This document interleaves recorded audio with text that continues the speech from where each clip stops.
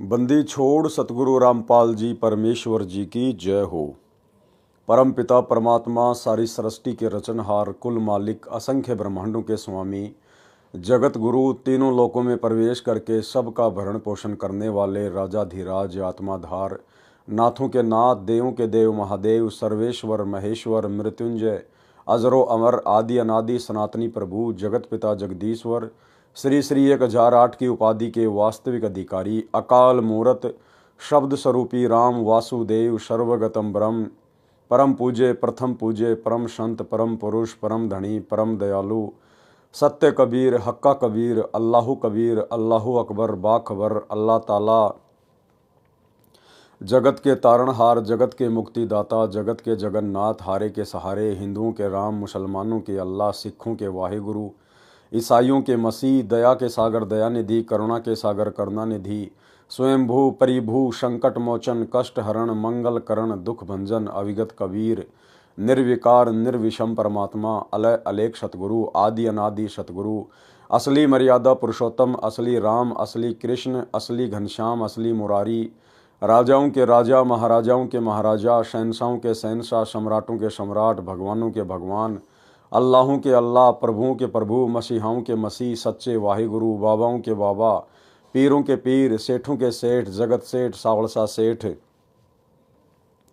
सर्वगुण संपन्न अनंत कोटि कलाओं के स्वामी अनंत कोटि ब्रह्मांडों के नायक योगियों में महायोगी ध्यानियों में महाध्यानी सिद्धों में परम सिद्ध ज्ञानियों में तत्वज्ञानी ब्रह्म ज्ञानी महाज्ञानी परम ज्ञानी सर्वश्रेष्ठ ज्ञानी विज्ञानी युवा कबीर समरथ कबीर असमवात अमित ओजा सच्चे रहनुमा करीम अल्लाह सुभान अल्लाह दुनिया के अंतिम पैगंबर 8 सितंबर 1951 से गांव धनाना जिला सोनीपत हरियाणा भारतवर्ष की पावन भूमि पे प्रकट रियल कल्कि भगवान श्री नारायण साकार हरि श्री बाबा साहेब शब्द स्वरूपी राम संत श्रोमणी सतगुरु रामपाल जी परमेश्वर जी के चरण कमल में साध संगति से जुड़े हुए आपरम सभी देश विदेश से सत्सेवक भाई बहनों का अनंत कोटि दंडवत प्रणाम।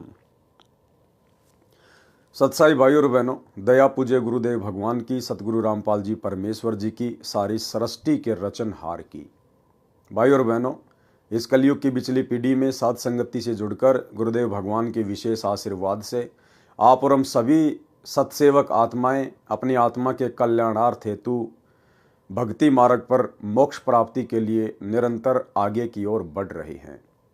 भाई और बहनों, पूज्य गुरुदेव भगवान की आप और हम सभी आत्माओं पर विशेष कृपा है, रजा है, जो गुरुदेव ने हमें भक्ति मार्ग के ट्रेनिंग सेंटर साध संगति से जोड़ा हुआ है। साध संगति से जुड़कर हमें भक्ति मार्ग से संबंधित गहरी गहरी जानकारियां प्राप्त हो रही हैं। आप और हमारा विश्वास अपने ही गुरु को इष्ट मानकर दिन प्रतिदिन उनके चरणों में बढ़ता ही जा रहा है। तो भाई और बहनों, पूज्य गुरुदेव जी के कर कमल से लिखित पवित्र पुस्तक मुक्ति बोध के ऊपर वीडियो बनाने की श्रृंखला जारी है। इसी श्रृंखला में आज हमारा ये 22वें नंबर का वीडियो है। प्रत्येक वीडियो में सतगुरुदेव भगवान के आशीर्वाद से हमें भक्ति मार्ग से संबंधित बहुत कुछ बातें सीखने और समझने को मिलती हैं। तो चलिए आज के वीडियो में आगे बढ़ते हैं।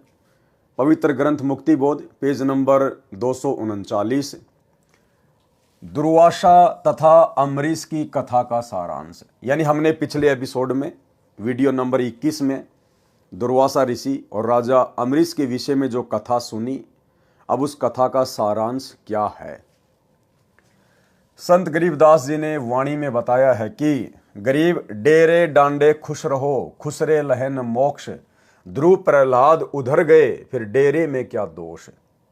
अर्थात जो साधक घर त्याग कर कर्म सन्यासी होकर साधना करते हैं।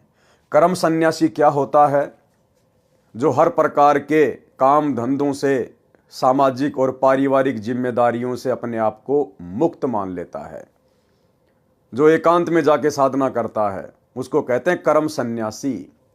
एक होता है कर्म योगी, यानी अपना जो कार्य है, जो जिम्मेदारियां हैं, जो कर्म है, उनको करते करते घर में रह के भक्ति करना, उसको कहते हैं कर्म योगी। जो साधक घर त्याग कर कर्म सन्यासी होकर साधना करते हैं, ब्रह्मचारी रहे हैं तथा वन में ही निवास करते हैं, वे मानते हैं कि परमात्मा ऐसे ही प्राप्त होता है। सामान्य व्यक्ति की धारणा भी यही होती है कि परमात्मा की प्राप्ति तो उन्हीं को होती है जो घर त्याग कर मोह माया को छोड़कर जंगल में चला जाता है। इसका समाधान इस वाणी में संत गरीबदास जी ने किया है। कहा है कि अपने डेरे यानी घर, डांडे यानी घेर, घेर वह स्थान होता था जिसमें किसान लोग पशु बांधते थे तथा उसमें केवल पुरुष निवास करते थे। घर में केवल स्त्रियां निवास करती थी। मेल फीमेल का भिन्न स्थान बनाया जाता था। जो कुंवारे पुरुष होते थे यानी जो बैचलर होते थे वे अपने घेर में ही रहा करते थे। जो विवाहित होते थे यानी जो मैरिड होते थे वे ही रात्रि में अपनी पत्नियों के पास जा सकते थे। इसलिए कहा है कि अपने घर या घेर में खुशी के साथ रहो। यदि ब्रह्मचारी जीवन बिताने मात्र से मुक्ति मिले तो खुसरे यानी हिजड़े मुक्त क्यों नहीं होते जो जन्मजात ब्रह्मचारी हैं। आप ये भी मानते हो कि ध्रुव तथा प्रहलाद दोनों भक्तों का उद्धार हो गया, वे पार हो गए, उनकी मुक्ति हो गई। ये दोनों भगत घर में रहे, विवाह करवाया, बच्चे उत्पन्न किए और मुक्ति भी पाई। देखो भाई और बहनों, यहां परमात्मा ये बातें जगत वाले भाई बहनों को समझाने की दृष्टि से लिख रहे हैं कि ध्रुव प्रहलाद पार हो गए आप लोगों के अनुसार। लेकिन वास्तव में ध्रुव प्रहलाद पूर्ण मोक्ष प्राप्त नहीं कर पाए हैं। पूर्ण मोक्ष प्राप्ति के लिए कर्म सन्यासी बनना जरूरी नहीं है। कर्म योगी बनकर ध्रुव और प्रहलाद की तरह भक्ति की जा सकती है, परंतु पूर्ण मोक्ष प्राप्ति के लिए अंत में हमने विकारों से मुक्त होना ही पड़ेगा, विषय वासनाओं से मुक्त होना ही पड़ेगा। भले आपने रमेणी कर ली, शादी कर ली, आपने अपना परिवार बसा लिया, लेकिन पति पत्नी कर्म करते करते आप जी कभी भी मोक्ष प्राप्त नहीं कर सकते। आपने वो कर्म त्यागना पड़ेगा, विषय वासनाओं को त्यागना पड़ेगा यदि आपने पूर्ण मोक्ष प्राप्त करना है तो। ध्रुव प्रहलाद केवल इतने पार हुए हैं कि उन्हें फिर से जन्म लेना पड़ेगा।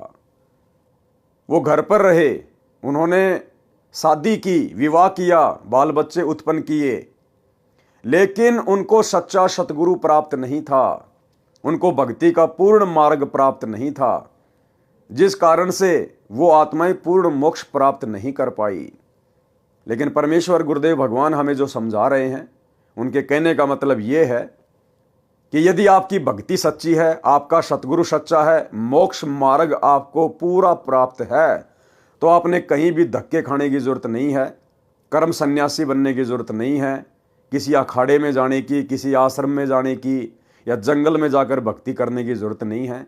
आप अपने घर में रहिए, कर्म योगी बनिए, लेकिन विकारों से मुक्ति प्राप्त कीजिए। जो बुराइयां हैं उनको छोड़िए, जो विषय विकार हैं आप उनको छोड़िए। परिवार छोड़ने की जरूरत नहीं है, औरत को छोड़ने की जरूरत नहीं है, बच्चे छोड़ने की जरूरत नहीं है। परिवार में रहकर ज्ञान को आधार बनाकर विकारों को छोड़ने की आवश्यकता है, तब जाकर आपका पूर्ण मोक्ष होगा। अन्यथा शादी करके बाल बच्चे पैदा करने वाले और अंत में उन्हीं बाल बच्चों में रहने वाले और विषय वासनाओं में बने रहने वाले ध्रुव प्रहलाद का अभी तक मोक्ष नहीं हुआ है। उनको तो अभी बारंबार जन्म लेने पड़ेंगे। प्रहलाद का पुत्र बैलोचन था, बैलोचन का पुत्र राजा बलि था, जिसने अश्वमेध यज्ञ की थी। परमात्मा बावना यानी ठिगना रूप बनाकर भिक्षा लेने गए थे। परमात्मा कबीर जी द्वारा बताई सत्य साधना बिना मोक्ष नहीं होता। परमात्मा कबीर जी के द्वारा बताई गई सत्य साधना के बिना मोक्ष नहीं होता। ब्रह्मा विष्णु शिव तथा काल ब्रह्म व अक्षर पुरुष को इष्ट मानकर साधना करने से जीव का जन्म मरण समाप्त नहीं होता। इसलिए उसे परम शांति नहीं मिलती, न सनातन परम धाम यानी शाश्वत स्थानम प्राप्त होता है, जिसके विषय में गीता अध्याय 18 श्लोक 61-62 में कहा है कि गीता ज्ञानदाता काल ब्रह्म ने अपने से अन्य परमेश्वर की महिमा बताई है। उसी परमेश्वर की शरण में जाने से परम शांति होती है। किस परमेश्वर की शरण में जाने से? उस तत्वदर्शी संत की शरण में जाने से, उस कबीर भगवान की शरण में जाने से परम शांति होती है।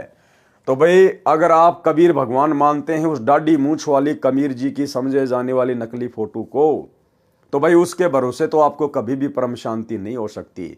क्योंकि आप कभी भी उनकी शरण में नहीं जा सकते यदि आप उसी दाढ़ी मूछ वाले रूप को ही कबीर जी मान रहे हैं तो, क्योंकि वो वर्तमान में ना प्रकट है ना प्रकट हो सकता है। उस रूप में तो परमेश्वर जी ने 650 साल पहले लीला की थी। अब वर्तमान में आपको वो दाढ़ी मूछ वाला कबीर देखने को नहीं मिलेगा, जबकि गीता ज्ञानदाता कहता है कि उसकी शरण में जाने से परम शांति मिलेगी, मोक्ष मिलेगा। शरण का मतलब उससे नाम दीक्षा लेकर भक्ति करने से। तो उस दाढ़ी मूछ वाले कबीर के भरोसे तो आप जी भाई साहब कभी भी सतलोक नहीं जा सकते, यदि आप उस दाढ़ी मूछ वाले रूप को ही कबीर जी मानते हैं तो। लेकिन इसके बावजूद आज हमें शरण प्राप्त हो चुकी है हमारे पूज्य गुरुदेव भगवान की। ये वही कबीर परमेश्वर हैं जो 650 साल पहले हम जिस फोटो में जो रूप देखते हैं दाढ़ी मूछ वाला, उस रूप में इन्हीं परमेश्वर ने, सतगुरु रामपाल जी भगवान ने वो लीला की थी। आज पुनः वही कबीर परमात्मा गुरुदेव के रूप में धरती पे प्रकट है। इसलिए आज इनकी शरण में आने से हम परम शांति प्राप्त कर सकते हैं। ये है वो तत्वदर्शी संत। उसी परमेश्वर की शरण में जाने से परम शांति होती है तथा अमर लोक यानी सतलोक प्राप्त होता है। उदाहरण, राजा अम्बरीश श्री विष्णु जी के अच्छे भगत थे, घर में रहते थे, बाल बच्चेदार थे। उनकी भक्ति की शक्ति के सामने कर्म सन्यासी दुर्वासा ऋषि भी हार गया था। चरण पकड़कर अपनी जीवन रक्षा की भीख मांगी थी। वही अम्बरीश वाली आत्मा त्रेता युग में राजा जनक हुए, जो घर में रहते थे तथा विवाहित थे, सीता जी के पिता थे। उनकी भक्ति के सामने कर्म सन्यासी वनवासी ऋषि सुखदेव, पुत्र ऋषि कृष्ण दैपायन यानी वेद व्यास ने हार मानी और दीक्षा लेकर राजा को गुरु बनाकर स्वर्ग जाने की व्यवस्था की। यानी जो कर्म योगी थे और जिनको शत भक्ति प्राप्त थी, उनके सामने अपने आप को जो कर्म सन्यासी समझते थे, घर छोड़कर ब्रह्मचारी रहकर तपस्या करते थे, साधना करते थे, उन कर्म सन्यासियों ने कर्म योगियों के सामने घुटने टेके, उनको अपना गुरु धारण किया। तो मात्र घर छोड़ने से भक्ति सफल नहीं होती, मात्र ब्रह्मचार्य का पालन करने से परमात्मा प्राप्ति नहीं होती। हमने कर्म योगी बनकर भक्ति करनी है। और भक्ति यदि हमारे पास में सत्य है, गुरु यदि हमें पूर्ण प्राप्त है, तो भाई फिर आप चाहे कर्म योगी रहो चाहे कर्म सन्यासी रहो, वो भक्ति करने से हमारा बेड़ा पार होगा। कलयुग में वही राजा अम्बरीश व राजा जनक वाली आत्मा स्वर्ग में अपने पुण्यों को खर्च कर भारत देश में, वर्तमान में पाकिस्तान में श्री कालूराम मेहता खत्री के घर जन्मा, श्री नानक नाम रखा। उस जीवन में भी श्री विष्णु जी की भक्ति करते थे। परमेश्वर कबीर जी उनको बेई नदी के किनारे मिले, यथार्थ आध्यात्मिक ज्ञान बताया, सतलोक लेकर गए, अपनी यथार्थ स्थिति तथा शक्ति से परिचित करवाया, ब्रह्मा विष्णु तथा शिव व ब्रह्म का अस्तित्व दिखाया, फिर वापस छोड़ा। तब श्री नानक जी ने काशी यानी बनारस शहर में जाकर कबीर सतगुरु से सतनाम की दीक्षा लेकर जन्म मरण से छुटकारा पाया, परम शांति प्राप्त की, सनातन परम धाम यानी सचखंड प्राप्त किया।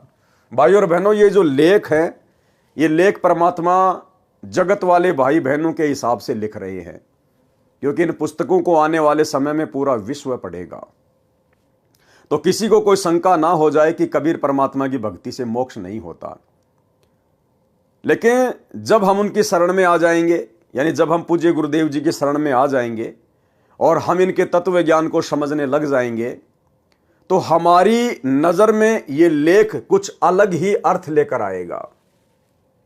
यानी गुरुदेव भगवान ने बताया कि वे समान रूप से सबके लिए सत्संग करते हैं और जिसकी जैसी बुद्धि विकसित होती है वो उसी प्रकार से सत्संग को पकड़ लेता है। तो सामान्य तौर पर तो परमात्मा ने जगत वालों के लिए लिख दिया कि कबीर परमात्मा की शरण में आकर नानक जी ने पूर्ण मोक्ष प्राप्त किया, जन्म मरण से मुक्त हो गए। लेकिन इन्हीं वाणियों को अब आप और हम दूसरे तरीके से समझेंगे कि वास्तव में गुरुदेव ये लेख किस आधार से लिख रहे हैं और किस आत्मा को क्या समझाना चाहते हैं। रियल में गुरुदेव भगवान ने बता दिया कि ये वर्तमान बिचली पीढ़ी का समय मोक्ष प्राप्ति का समय है। आज से पहले परमात्मा ने किसी को भी पूर्ण मोक्ष की प्राप्ति नहीं करवाई। जितनी भी महान महान आत्माएं हैं, नानक जी से लेकर धर्मदास, पंडित रामानंद जी, मीराबाई जी, अर्जुन सरजुन, ये सभी आत्माएं वर्तमान में पुनः मानव जन्म लेंगी। कुछ आत्माएं ले चुकी हैं। और नानक जी ये भी 64 लाख में थे और 64 के 64 लाख काशी में फैल हो गए थे। और गुरुदेव ने 74 नंबर का जो विशेष संदेश है हिसार जेल से आया हुआ, उसमें बिल्कुल क्लियर कर दिया है कि नानक जी को वर्तमान में मनुष्य जन्म मिल चुका है। आपको कल के 21 नंबर के पार्ट में भी वो क्लिप दिखाई थी, सुनाई थी, एक बार फिर से सुन लीजिए। परमेश्वर ने नानक जी के सभी जन्मों का उल्लेख किया है कि सतयुग में राजा अमरीश था, त्रेता में राजा जनक बना और फिर बाबा नानक के रूप में जन्मा। और अगर अब उसको नाम नहीं मिलता, परमात्मा की शरण में नहीं आता, तो फिर 84 में जाता। तो इस सत्संग को ध्यान से सुनिए, आपको क्लियर हो जाएगा कि वर्तमान में नानक वाली आत्मा सतगुरु रामपाल जी की शरण में आ चुकी है और उपदेश लेकर अपनी सत भक्ति कर रही है। सुनिए। 3 लोक का राज जय जीव को कोई दे, लाख बधाई क्या करे जय नहीं नाम थे ने। जैसे राजा अमरीश राजा थे और वो भक्ति ना करी जो करनी चाहिए थी, मर गया, राज छूट गया। कोई पुण्य शेष रह रहे थे, फिर राजा जनक बन गया, भक्ति से फिर बाबा नानक बन गया। अरीब जब नाम ना मिलता तो 84 में जाते और फिर ये जीवन भी ऐसे नष्ट हो जाता। अरीब जब नाम ना मिलता तो 84 में जाते और फिर ये जीवन भी ऐसे नष्ट हो जाता। अरीब जब नाम ना मिलता तो 84 में जाते और फिर ये जीवन भी ऐसे नष्ट हो जाता। तो भाइयों और बहनों, समझदार को तो संकेत ही काफी होता है। परमात्मा के सत्संगों में पहली कक्षा से लेकर पीएचडी तक का ज्ञान होता है। जिस आत्मा की जैसे जैसे बुद्धि विकसित होती चली जाएगी, उन सत्संगों का उसी हिसाब से अर्थ निकालती चली जाएगी। तब श्री नानक जी ने काशी शहर में जाकर कबीर सतगुरु से सतनाम की दीक्षा लेकर जन्म मरण से छुटकारा पाया, परम शांति प्राप्त की, सनातन परम धाम यानी सचखंड प्राप्त किया। काल ने ऋषि दुर्वासा को प्रेरित किया था ताकि अमरीश सत्य साधना त्याग दे और इसका इसी जन्म में पतन हो जाए। देखो, दुर्वासा ऋषि राजा अमरीश के वहां घर पर क्यों गया, महल में क्यों गया, और क्यों उसने वहां जाकर बकवाद करी कि तूने मेरे बिना भोजन कैसे कर लिया, मैं तेरे को श्राप देता हूं। काल प्रेरणा से, काल ने दुर्वासा ऋषि में प्रेरणा करके और सत्य साधना करने वाले राजा अमरीश को विचलित करने के लिए, डराने के लिए, वो सत्य साधना छुड़वाने के लिए भेजा था दुर्वासा को।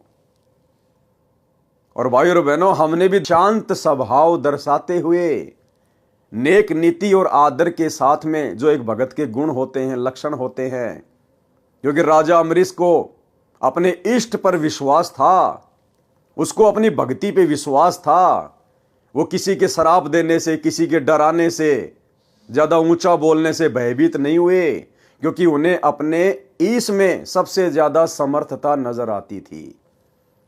और परमेश्वर ने उसके इस विश्वास को देखते हुए फिर उसकी रक्षा भी की। तो इसी प्रकार भाइयों और बहनों, वर्तमान में हमने भी हर प्रकार से लोक लाज से संघर्ष करना है, घर परिवार और समाज वालों से संघर्ष करना है। लड़ना नहीं, झगड़ना नहीं, विचलित नहीं होना, अपना आपा नहीं खोना, जोश में आकर होश नहीं खोना। हमने अपने गुरुदेव भगवान पर विश्वास रखना है कि मेरा रक्षक मेरा गुरु है और मेरे गुरु से बड़ा समर्थ, निर्विकार, निर्भय सृष्टि में और दूसरा कोई नहीं है, जो कि परम सत्य है। तो फिर हमारा कोई बिगाड़ क्या लेगा? दुनिया चाहे कितना ही क्यों ना भोके, अगर हम इस भक्ति रूपी हाथी पे बैठे हैं, हमें विश्वास है, तो फिर कुत्ते चाहे कितना ही भौंके, समाज चाहे कितना ही भौंके, रिश्तेदार कितना ही भौंके, अनुपदेशी आपको कितना ही भयभीत करें, वे हमारा कुछ भी नहीं बिगाड़ पाएंगे। काल ने ऋषि दुर्वासा को प्रेरित किया था ताकि अमरीश सत्य साधना त्याग दे और इसका इसी जन्म में पतन हो जाए, यानी बेड़ा गर्क हो जाए। परमात्मा कबीर जी ने राजा अमरीश की सत्य साधना की रक्षा की। काल नहीं चाहता कि जीव सत्य साधना करे। पारक के अंक की वाणी नंबर 185 से 192 में गरीब बंजारे के बैल ज्यों फिरे देश परदेश, जिनके संग न साथ हूँ जगत दिखावे भेष। यानी जो पाखंडी हैं, सत्य साधना करते नहीं है, देश विदेश में मांगते फिरते हैं, मान बढ़ाई के भूखे हैं, परमात्मा कहते मैं उनके साथ में नहीं हूँ। गरीब आजिज मेरे आसरे, मैं आजिज के पास। आजिज यानी जो मेरा प्यारा भगत है वो तो मेरे आसरे रहेगा। क्या कहते हैं गुरुदेव? जो मेरा प्यारा भगत है वो तो मेरे आसरे रहेगा, और मैं आजिज के पास, और मैं उस प्यारी आत्मा के सदा साथ में, सदा पास में रहता हूं। गैल गैल लाग्या फिरूं जब लग धरणी आकाश। गरीब नारद से साधु सती, अति ज्ञाता परवीन, एक पलक में बह गए मन में बाकी मलिन। गरीब दुर्वासा अमरीश कह गए ज्ञान गुणडार, चरण कंवल शिक्षा लई तुम ईश्वर प्राण उधार।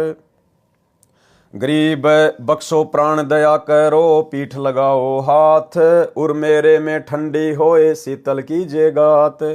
गरीब अमरीश मैं कहता हाँ बिहन से बदन खुलाश, तुम ऋषि मेरे प्राण हो मैं हूं तुम्हारा दास। यानी दुर्वासा ऋषि ने इतनी बदसलूकी की राजा अमरीश के साथ में, उसके बावजूद भी राजा अमरीश ऋषि दुर्वासा से नाराज नहीं हुए और कहा कि मैं तो आपका दास हूं, जैसा आपने किया वैसा परिणाम आपको मिल गया। गरीब चक्र सुदर्शन शीस धरी, दीजो भक्ति की आन, मैं चेरा चरणा रहूं बख्शो मेरे प्राण। और वर्तमान में क्या हो रहा है भाई और बहनों? वर्तमान में भगत ये तत्व ज्ञान लेकर, छोटी छोटी बातों को लेकर एक दूसरे के साथ में इस कदर राग द्वेष ईर्ष्या में उलझे पड़े हैं कि पता नहीं जैसे कोई मेरे जन्म जन्मों का शत्रु है, जन्म जन्मों का शत्रु।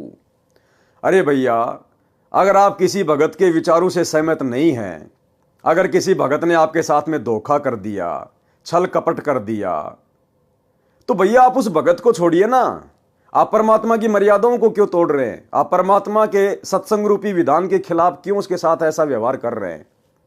अगर आपको लगता है कि इस भगत से मेरे विचार मेल नहीं खाते हैं, तो उस भगत से बातचीत बंद कर दीजिए, मिलना जुलना बंद कर दीजिए। फिर लग जाएंगे उसके पीछे काले कुत्ते की तरह मोबाइल में वीडियो बनाने में, पंपलेट बनाने में, वो ऐसा ये ऐसा, वो ठग है, वो ये है, फिर अपने और ज्यादा वो क्रम फोड़ता है। राजा अमरीश से शिक्षा लेनी चाहिए ऐसे बुद्धिहीन भक्तों को।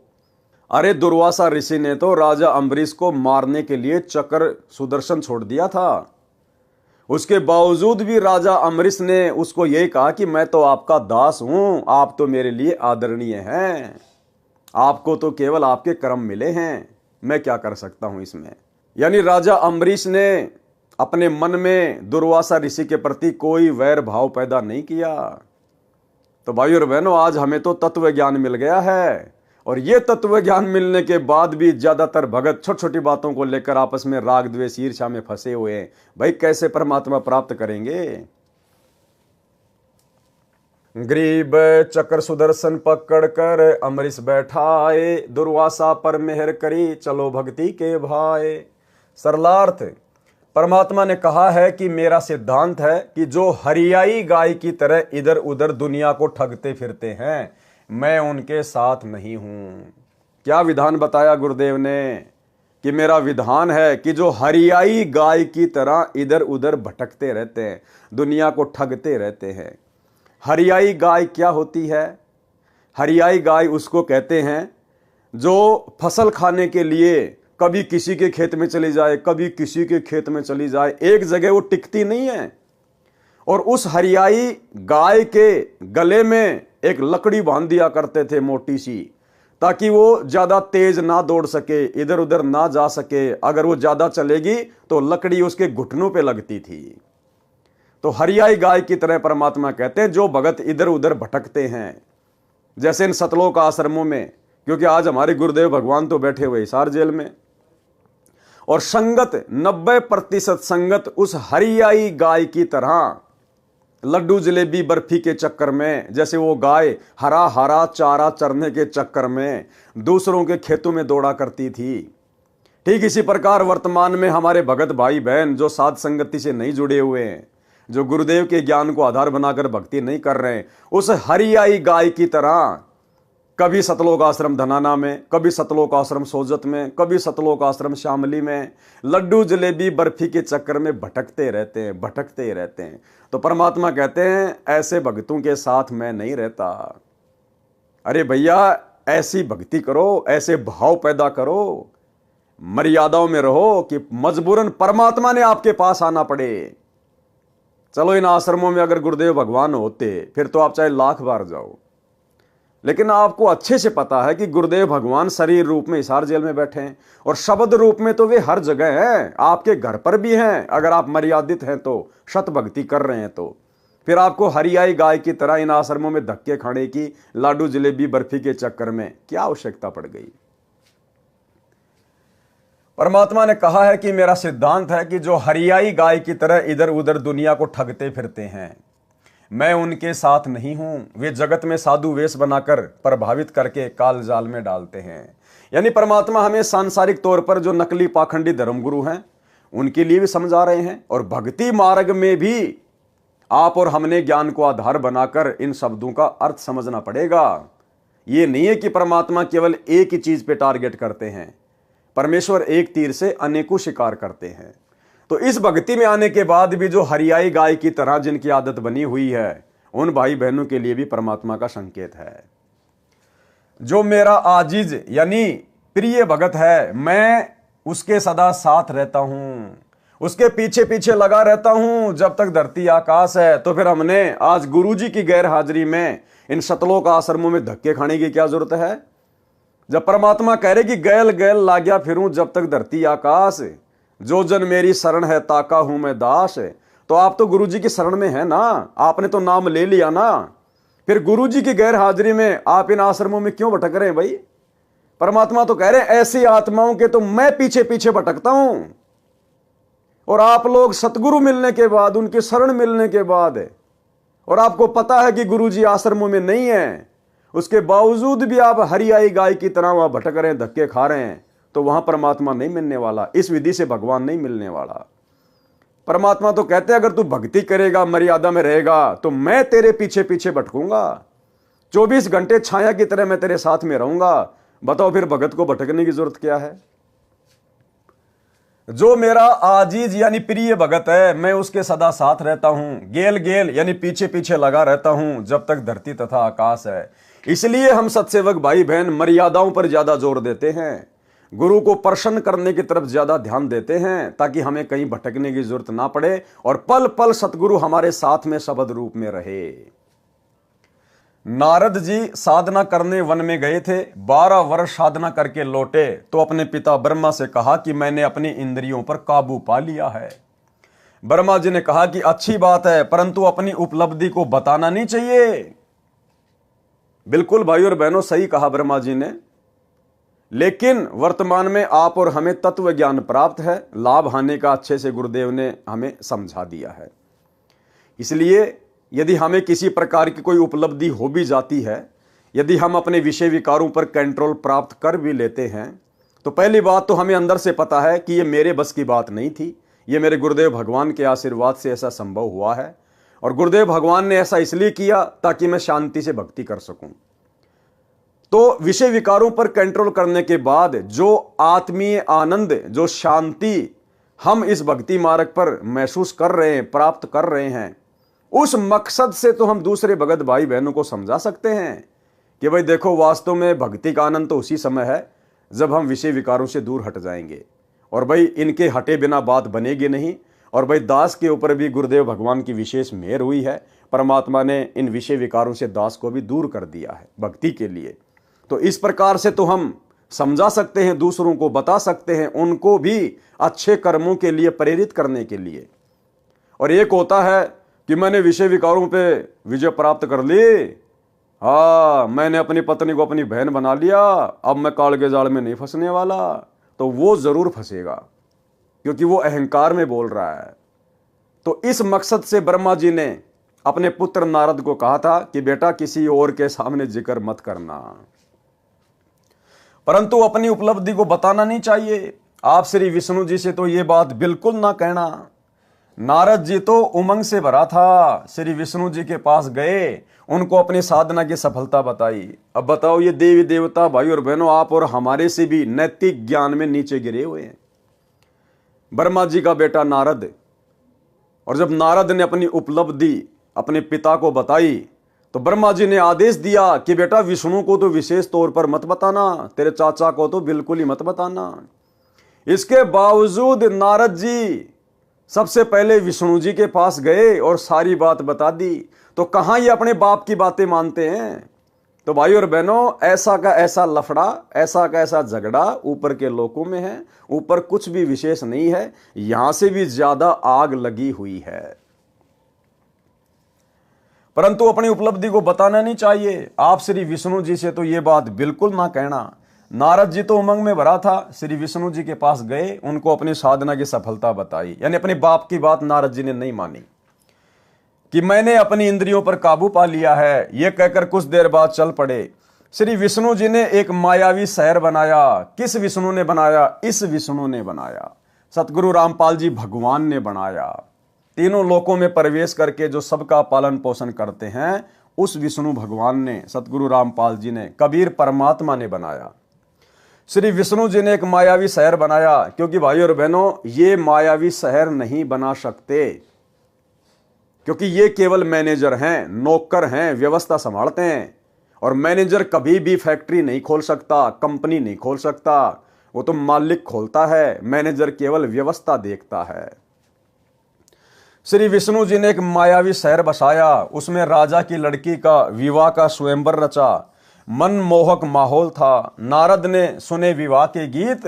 नारद विवाह कराने के लिए अत्यधिक प्रेरित हुआ। अब बताओ, अपने पिता के पास तो जाके ढोल पीट रहा था, विष्णु के पास जाके ढोल पीट रहा था कि मैंने कामदेव पर विजय प्राप्त कर ली। और जैसे ही वहां शादी का माहौल देखा, तुरंत मन में उमंग पैदा हो गई शादी करवाने की।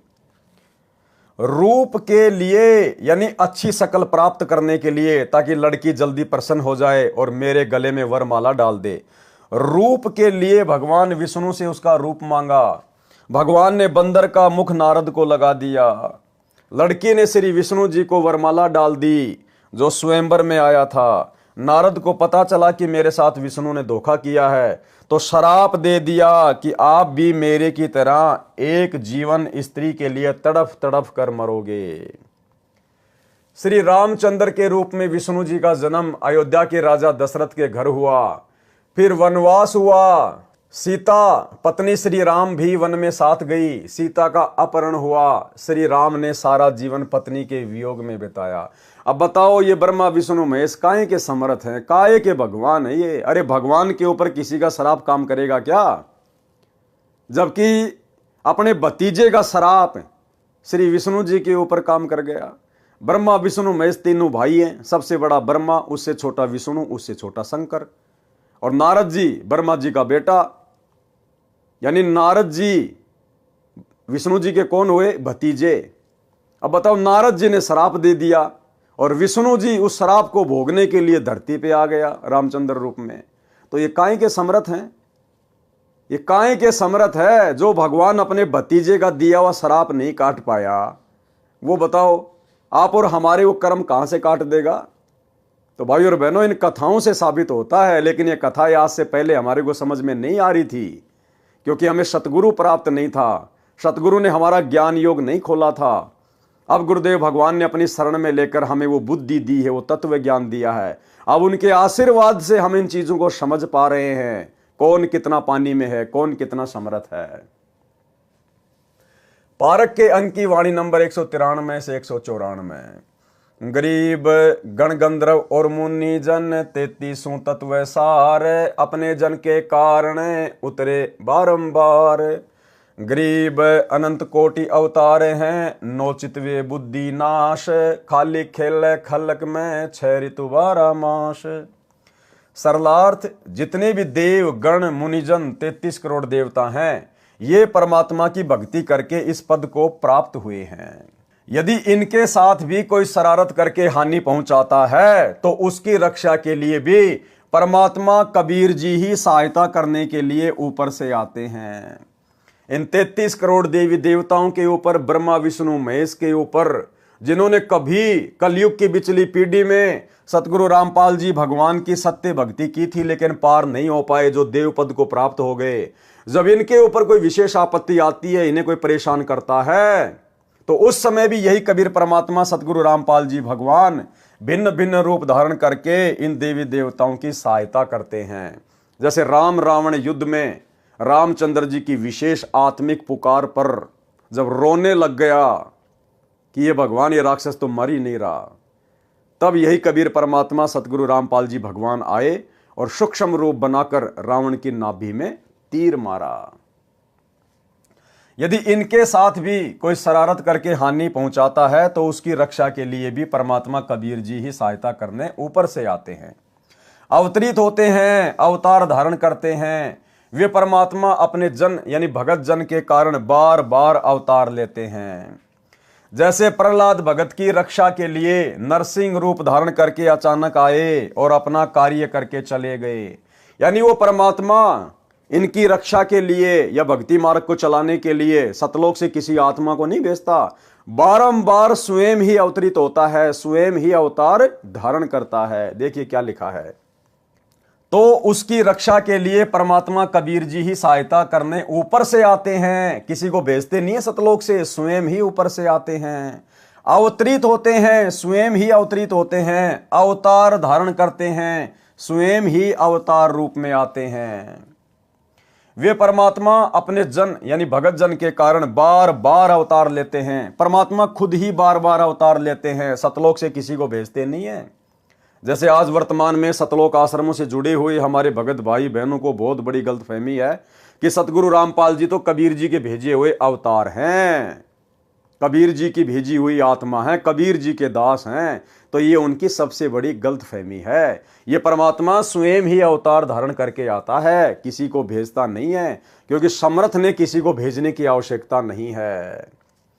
जैसे प्रहलाद भगत की रक्षा के लिए नरसिंह रूप धारण करके अचानक आए और अपना कार्य करके चले गए। तत्व ज्ञानहीन प्रचारक जिनकी बुद्धि का नाश हो चुका है, वे केवल 9 अवतार मानते हैं। अरे मालिक तो संसार में 6 ऋतु 12 मास यानी सदा लीला करता रहता है। जैसे श्री नानक जी ने भी कहा है कि अंधुला नीच जाति परदेसी मेरा, छिन आवे तिल जावे और जाकी संगत नानक रहंदा क्यों कर मोंडा पावे। अर्थात जुलाहा जाति में प्रकट मेरा परदेसी परमात्मा कबीर एक पल में पृथ्वी पर दिखाई देता है, दूसरे क्षण में ऊपर सचखंड में होता है। बताओ फिर इनको अपना अवतार भेजने की जरूरत क्या है? किसी आत्मा को सतलोक से भेजने की जरूरत क्या है? एक पल में सतलोक में, एक पल में पृथ्वी पर। उस समर्थ परमात्मा कबीर जी की शरण में मैं नानक जी रहता हूं। उनकी था यानी उनका अंत कैसे पाया जा सकता है? भावार्थ है कि परमात्मा के तो अनंत अवतार हो चुके हैं, यानी अनंत बार परमात्मा इस पृथ्वी पर प्रकट हो चुके हैं। वह तो एक पल में पृथ्वी पर और दूसरे पल में सतलोक में आता जाता रहता है, यानी कभी भी प्रकट हो जाता है, कभी भी प्रकट हो जाता है, जैसे कि वर्तमान में प्रकट हैं। और हिसार जेल से जो विशेष संदेश नंबर 75 आया है अभी लेटेस्ट, इसमें गुरुजी ने बिल्कुल क्लियर कर दिया कि वो परमात्मा गरीबदास जी के समय प्रकट हुए और भाई वर्तमान में आपके सामने प्रकट है। पहचान सको तो पहचान लेना। सुनिए सत्संग। तो क्या बताते हैं, उत्तर दक्षिण पूर्व पश्चिम फिरता दाने दाने लो, और सर्व कला सतगुरु साहिब की हरि आए हरियाणे। गरीबदास जी के समय आए तेरी बारे भाई प्रगट सामने थारे, पहचाने जात पहचान लियो। गरीबदास जी के समय आए तेरी बारे भाई प्रगट सामने थारे, पहचाने जात पहचान लियो। गरीबदास जी के समय आए तेरी बारे भाई प्रगट सामने थारे, पहचाने जात पहचान लियो। तो भाई और बहनों, वर्तमान में कौन प्रकट है? कहां है परमात्मा? यदि आप दाढ़ी मूछ वाले कबीर जी को परमात्मा मानते हैं तो भाई उसके तो आपको दर्शन भी नहीं हो सकते वर्तमान में। फिर क्यों कह रहे हैं गुरु जी कि जो परमात्मा गरीबदास जी के सामने प्रकट हुए, गरीबदास जी के समय प्रकट हुए, वही परमात्मा आज भी प्रकट है तुम्हारी आंखों के सामने। पहचान सको तो पहचान लो। यानी गुरुदेव स्वयं के विषय में कह रहे हैं, स्वयं के विषय में, कि तुम्हारा गुरु स्वयं ही कबीर परमात्मा है। वही कबीर परमात्मा जो गरीबदास जी को मिला था जिंदा बाबा के रूप में, वही आज तुम्हें सतगुरु रामपाल जी के रूप में प्राप्त है, धरती पे प्रकट है। अब इससे बड़ा खुलकर परमात्मा और क्या प्रमाण देंगे। लेकिन उसके बावजूद भी भाई और बहनों, बुद्धिहीन भगत भाई बहन ये बात अपने हृदय में नहीं बैठा पाएंगे कि हमारे गुरुजी ही कबीर जी हैं। क्योंकि गुरुजी को ही कबीर जी मानने के लिए तो साध संगति से जुड़ना पड़ेगा। उस नकली दाढ़ी मूंछ वाले कबीर जी की फोटो को घर से बाहर निकालना पड़ेगा, अन्यथा आप कभी भी अपने गुरु को रियल कबीर नहीं मान सकते। और गुरु को रियल कबीर नहीं माना, प्रकट हुआ नहीं माना, तो आपका भाई मोक्ष नहीं हो सकता। पारक के अंक की वाणी नंबर 195 199। गरीब पीछे पीछे हरि फिरे, आगे संत सुजान, संत करे कोई सांच है, चारों युग परवान। गरीब साईं सरी के साधु हैं, इन समतुल नहीं और, संत करे सो होत हैं, साहिब अपनी ठोर। गरीब संतों कारण सब रचा, सकल जमी आसमान, चंद सुर पानी पवन, यज्ञ तीर्थ और दान। गरीब जो बच्चा गऊ की नजर में, यो साईं को संत, हरिजन के पीछे फिरे, भगत वत्सल भगवंत।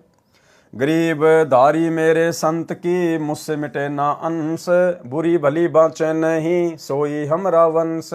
अब ये जो चारों वाणियां हैं भाई और बहनों, और इन चारों वाणियों में जो संत शब्द का प्रयोग किया गया है, ये हमारे पूज्य गुरुदेव भगवान के लिए है। यानी ये स्वयं परमात्मा है, लेकिन अपने आप को परमात्मा से भिन्न दर्शाते हुए यहाँ पर ये वाणियाँ लिखी गई है, ताकि आप और हम ज्ञान को समझ सकें। तो गुरुदेव भगवान हमें ये कहना चाहते हैं, ये समझाना चाहते हैं कि वो कबीर परमात्मा जो अपना संत यहाँ नीचे भेजता है, आते तो वो खुद ही हैं संत के रूप में, लेकिन छुपाते हैं अपने आप को, कि वो परमात्मा यहाँ ज्ञान प्रचार के लिए, सतगुरु की भूमिका के लिए जो अपना संत भेजता है, फिर वो परमात्मा उस संत के साथ में रहता है। वो संत अपने मन में जो भी धारणा कर ले, वो परमात्मा फिर बीच में दखल नहीं देता, वो काम वैसा ही हो जाता है। सरलार्थ, अपने सच्चे भगत के साथ साथ पीछे पीछे परमात्मा रहता है। यानी संत रूप में जो तत्वदर्शी संत रूप में आता है, यहां अपने आप को छुपाते हुए परमात्मा दोहरी भूमिका करते हुए अपने ज्ञान को आप और हमारे तक पहुंचाने के लिए इस प्रकार से अपने आप को भिन्न दर्शा रहे हैं। अगर गुरुजी खुद कहें कि मैं कबीर हूं, तो कोई नहीं मानेगा ये बात। अब तो मान जाएंगे, क्योंकि अब तो हमें समझ में आ गया, परमात्मा ने समझा दिया। लेकिन 1994 में जब इन्होंने अपना ज्ञान देना शुरू किया, उस समय यदि ये कहते कि मैं कबीर भगवान हूं, मैं ही काशी वाला जुला हूं, तो कोई भी स्वीकार नहीं करते। इसलिए उस कबीर परमेश्वर ने अपने आप को एक संत रूप में ज्यादा दूसरों के सामने प्रदर्शित करना पड़ता है। उस आधार से वाणियां लिखी गई है कि अपने सच्चे भगत के साथ साथ पीछे पीछे परमात्मा रहता है। संत जो करते हैं, सच्चा कार्य करते हैं, यानी सही करते हैं, कभी किसी का अहित नहीं करते। कौन? पूर्ण संत। चारों युगों में प्रमाण रहा है कि संत सही क्रिया करते हैं, भलाई के शुभ काम करते हैं। सच्चे साधक परमात्मा के समान आदरणीय हैं। कौन सच्चे साधक? जो पूर्ण संत होते हैं, जो तत्वदर्शी संत होते हैं, वो परमात्मा के बराबर ही आदरणीय हैं। इनके समान अन्य की तुलना नहीं की जा सकती। परमात्मा अपने सच्चे भगत को अपनी शक्ति प्रदान कर देते हैं, अपने सच्चे भगत को, अपने सच्चे संत को। जैसे आज गुरुदेव अपने आप को छुपाते हुए सच्चे भगत की, सच्चे संत की भूमिका में हैं। परमात्मा अपने सच्चे भगत को अपनी शक्ति प्रदान कर देते हैं। परमात्मा कबीर जी कहते हैं कि मेरी बजाय इन संतों से मांगो। संत परमात्मा से प्राप्त शक्ति से अपने अनुयायियों की मनोकामना पूर्ण करते हैं, उनकी रक्षा करते हैं। परमात्मा कबीर जी उनके बीच में कोई दखल नहीं देते। यानी संत ने जो धारणा अपने मन में बना ली, जो आशीर्वाद अपने शिष्य को दे दिया, फिर परमात्मा बीच में कोई दखल अंदाजी नहीं करता। क्यों? क्योंकि संत स्वयं ही परमात्मा होता है। कौन से मार्ग में? इस कबीर परमात्मा के सतलोक वाले मार्ग में, सत भक्ति मार्ग में, अन्य पाखंडियों की भक्ति में नहीं, तीन लोक की भक्ति में नहीं, केवल सतलोक वाली भक्ति में कबीर परमात्मा खुद ही संत रूप में होता है। इसलिए भला बीच में दखलंदाजी और कौन करेगा। इसलिए कहा है कि संत करे सो होत हैं, यानी तत्वदर्शी संत करे सो होत हैं, और साहिब अपनी ठोर। वो परमात्मा बीच में दखलंदाजी नहीं करता। परमात्मा ने भक्तों के लिए पृथ्वी तथा इसके सहयोगी सूर्य, आकाश, हवा व जल व अन्य ग्रह बनाए हैं ताकि वे भक्ति करके अपना कल्याण करवा सकें। तीर्थ स्थान भी भक्तों का साधना स्थल है। दान की परंपरा भी भक्ति में अति सहयोगी है, परंतु दान संत यानी गुरु को दिया जाता है। कुपात्र को दिया दान तो रण रे यानी अनुपजाऊ यानी बंजर भूमि में बीज डालकर खराब करने के समान है। परमात्मा कबीर जी ने कहा है कि कबीर गुरु बिन माला फेरते, गुरु बिन देते दान, गुरु बिन दोनों निष्फल है, भावे देखो वेद पुराण। अर्थात भगत को चाहिए कि पहले पूर्ण गुरु से दीक्षा ले, फिर उनको दान करे, उनके बताए मंत्रों का जाप यानी सुमरण करे। गुरुजी से दीक्षा लिए बिना भक्ति के मंत्रों के जाप की माला फेरना तथा दान करना व्यर्थ है। गुरु बनाना अति आवश्यक है। प्रमाण कबीर राम कृष्ण से कौन बड़ा, उन्हों भी गुरु कीन, तीन लोक के वेदनी गुरु आगे अधीन।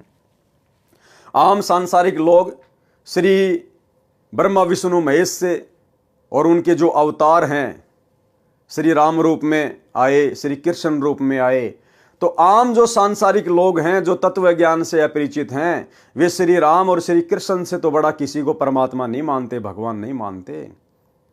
तो हमें गुरुदेव समझाना चाहते हैं कि तुम्हारे उन भगवानों ने भी गुरु धारण किया, गुरु से उपदेश लेकर भक्ति की, तब वापस अपने लोक में जा पाए सूक्ष्म शरीर में। फिर तुम वर्तमान में भाई बिना गुरु के कौन से खेत की मूली हो जो 84 लाख योनियों से और नरक से छूट जाओगे। कबीर राम कृष्ण से कौन बड़ा, उन्हों भी गुरु कीन, तीन लोक के वेदनी गुरु के आगे अधीन। अर्थात पृथ्वी के मानव, स्त्री और पुरुष श्री राम तथा श्री कृष्ण से बड़ा देवता किसी को नहीं मानते। उन दोनों ने गुरु जी से दीक्षा ली, तीन लोक के मालिक होते हुए भी उन्होंने गुरु बनाए। श्री कृष्ण जी ने ऋषि दुर्वासा जी को अध्यात्म गुरु बनाया। ऋषि संदीपनी उनके शिक्षक गुरु थे, यानी श्री कृष्ण जी के दो गुरु थे। एक तो संदीपनी ने केवल उनको अक्षर ज्ञान करवाया था, पढ़ाई लिखाई वाले गुरु थे। दूसरे दुर्वासा ऋषि जिन्होंने आध्यात्मिक ज्ञान की दीक्षा दी। श्री कृष्ण जी ने ऋषि दुर्वासा जी को अध्यात्म गुरु बनाया, ऋषि संदीपनी उनके शिक्षक गुरु थे। श्री रामचंद्र जी ने ऋषि वशिष्ठ जी को गुरु बनाया। वे दोनों त्रिलोकनाथ होते हुए भी अपने अपने गुरु के आगे आधीन भाव से पेश होते थे। फिर आम लोगों की क्या औकात है जो गंगा जी में डुबकी लगाने से, कुंभ में डुबकी लगाने से, किसी तीर्थों पर जाने से, मंदिर मस्जिद में जाने से और वे पाप मुक्त हो जाएंगे या वे उस स्तर की साधना का लाभ उठा पाएंगे? बिल्कुल नहीं। परमात्मा अपने भगत पर निरंतर दृष्टि रखते हैं कि कहीं कोई देव, भूत, पितर, प्रेत, गण, गंधर्व, राक्षस, यक्ष, यमदूत मेरे भगत को हानि ना कर दें। जैसे गाय अपने बच्चे यानी बछड़ी बछड़े पर निरंतर दृष्टि रखती है, चारा चरते समय भी एक आंख बच्चे पर ही लगी रहती है। यदि कोई अन्य पशु उसके बच्चे के निकट आता है तो वह यदि खुली होती है तो दौड़कर उस गैर पशु को टक्कर मारने दौड़ती है। जबकि हमारे गुरुदेव भगवान तो अबंध हैं, अबंध। हम रोज नित्य नियम में पढ़ते हैं, गरीब ऐसा सतगुरु हम मिल्या, बेपरवाह अबंध, परम हंस पूर्ण पुरुष, रोम रोम रविचंद। यदि रस्से से बंधी होती है तो भी अपनी प्रतिक्रिया दिखाती है, जहां तक उसका रस्सा जाने देता है वहां तक उस अन्य पशु को टक्कर मारने दौड़ती है। परमात्मा भगत वत्सल है, भक्तों के रक्षक व प्रिय हैं, वे भक्तों के पीछे पीछे फिरते रहते हैं। परमात्मा भक्तों के पीछे पीछे फिरते रहते हैं। भाई जब खुद भगवान हमारे पीछे पीछे फिरते रहते हैं तो भला फिर हमने वर्तमान में परमात्मा की गैर हाजिरी में, गुरुदेव की गैर हाजिरी में उन आश्रमों में जाके धक्के खाने की जरूरत क्या है? भाई यदि हम भगत हैं, सही भक्ति कर रहे हैं, मर्यादा में हैं, तो ऐसे भगत के जब परमात्मा खुद ही पीछे पीछे फिरता रहता है तो हमने वर्तमान में गुरुजी की गैर हाजिरी में इन सतलोक आश्रमों में धक्के खाने के लिए क्यों जाना? या वो जाएंगे जिनको अभी तक ये ज्ञान समझ में नहीं आ पाया है। क्योंकि परमात्मा कहते हैं गोता मारूं सुरग में जा बैठूं पाताल, और गरीब दास ढूंढता फिरूं अपने हीरे मोतीलाल। बताओ, जो परमात्मा खुद ही भगत के पीछे पीछे रहता है, साए की तरह साथ में रहता है, शब्द रूप में पल पल साथ में रहता है, तो फिर भगत ने कहीं धक्के खाने की क्या जरूरत है?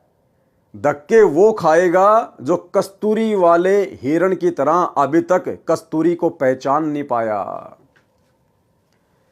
मेरे संत यानी सतगुरु पद पर जो संत होता है उसकी धारणा यानी जो वो अपने सेवक अनुयायियों को आशीर्वाद देकर लाभ देना चाहता है, उसकी वह धारणा मेरे से टाली नहीं जा सकती, यानी मैं उसमें दखल नहीं दे सकता। क्यों?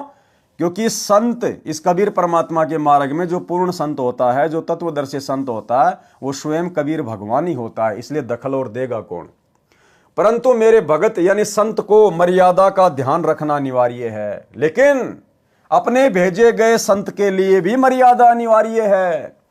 और भाइयों और बहनों, अब आपको समझ में आएगा कि वर्तमान में इन शतलोक आश्रमों में 90% भगत भाई बहनों से ज्ञान विरुद्ध कर्म कौन करवा रहा है, गुरु का नाम लेके। या इस लाइन में यह बात बोलकर परमात्मा क्या कह रहे हैं कि मेरा जो संत होता है, जिसको मैं तत्वदर्शी संत बना के भेजता हूं, सतगुरु बना के भेजता हूं, जैसे वर्तमान में हमारे गुरुदेव भगवान आए हुए हैं, तो परमात्मा कबीर जी कह रहे हैं कि उस संत को भी मर्यादाओं का विशेष ध्यान रखना पड़ता है। यानी उस संत को मर्यादा बना के कौन देता है? परमात्मा। आपने कई सत्संगों में सुना होगा गुरुदेव के मुख कमल से कि बच्चों ये हमारे भगवान के नियम हैं। तो नियम भक्ति के सतगुरु रामपाल जी को किसने दिए? कबीर भगवान ने। क्योंकि समझाने की दृष्टि से परमात्मा ने लिखा है, उसी दृष्टि से दास आपको समझा रहा है। तो भक्ति के नियम सतगुरु रामपाल जी को दिए किसने? कबीर भगवान ने। फिर क्या कह रहा है वो परमात्मा? परंतु मेरे भगत यानी संत को मर्यादा का ध्यान रखना अनिवार्य है। किसको? उस तत्वदर्शी संत को, जिसको गुरु पद पे भेजा जाता है। तो भाई फिर वो तत्वदर्शी संत कैसे मर्यादा तुड़वाएगा?